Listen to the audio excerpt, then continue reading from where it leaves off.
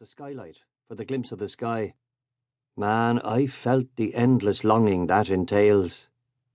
If I could ever figure out what it was I'd longed for, I might be happy. Didn't seem to be about to happen any time soon. A large wardrobe contained my charity shop clothes. Till recently, I'd owned a leather coat, bought in Camden Lock. It got nicked at Mass. If I see a priest wearing it, I will truly throw my hat in. Lined against the wall were my books, a hodgepodge of crime, poetry, philosophy, and miscellaneous. They gave me comfort. Some days they even acted like reassurance. I was rationing my cigarettes, 5 a day, and if there's a more subtle torture, I don't know it. As a further step towards shaky rehabilitation, I'd even changed brands. Was now buying Silk Cut, the shittiest level of tar. The ultimate con by the tobacco companies. These ultra cigs had recently been revealed to be more dangerous than the regular lungbusters. I knew this, but my chest seemed to appreciate the gesture. Jeff, my friend, had bought me a month's supply of patches. They sat in a drawer, a mix of recrimination and aspiration, much like the now depleted clergy. When Stuart was sentenced, I'd figured that was goodbye. He wasn't the type to do well in prison. They'd eat him alive. The day he was sent down, I was in Nestor's, a tepid coffee before me.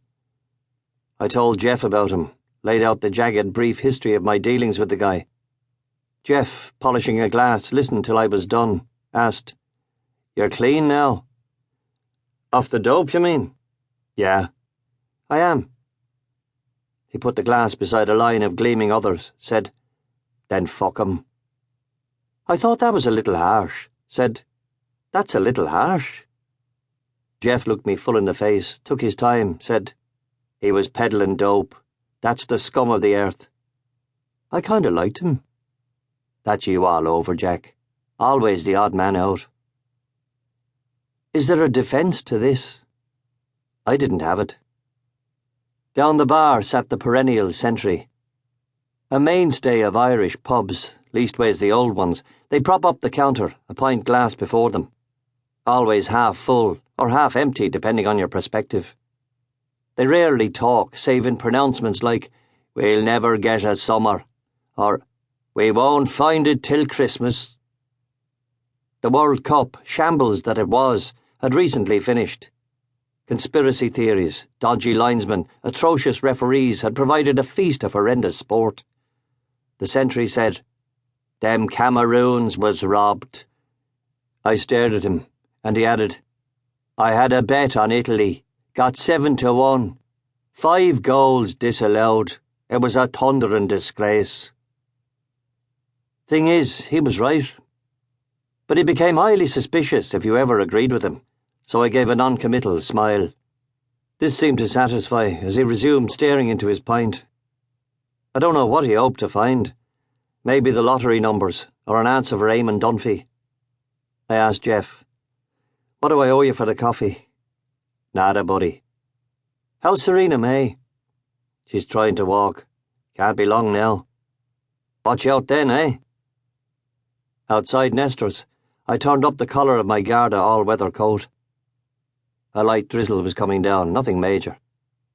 A bunch of South Koreans passed, still dazed from the World Cup. I knew who they were, as they'd jackets with "Soul Rules" on the back. A double entendre, if ever there was one. Ask the Italians. A former neighbour from my Hidden Valley days was sitting on a bench near the Great Southern Hotel. He hailed me and I walked over. He launched, "You know I'm no singer. Well, I was in McSwiggan's the other night. I had more than my quota.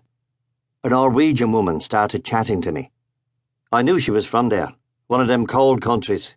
She'd a frosty face. All of a sudden, I began to sing for the good times." He paused, shaking his head at the wonder of it. I knew Willie Nelson had recently played in Kilkenny, telling a delighted crowd he needed the money to pay the light bill. Now my friend continued. "She thought the song was gifted, so I told her I wrote it. Jesus, she believed me. And I got to bang her down near the boat club. That sort of thing has never happened to me in all my years. I'm thinking I should have taken up singing years ago. What do you make of that?" "You can't beat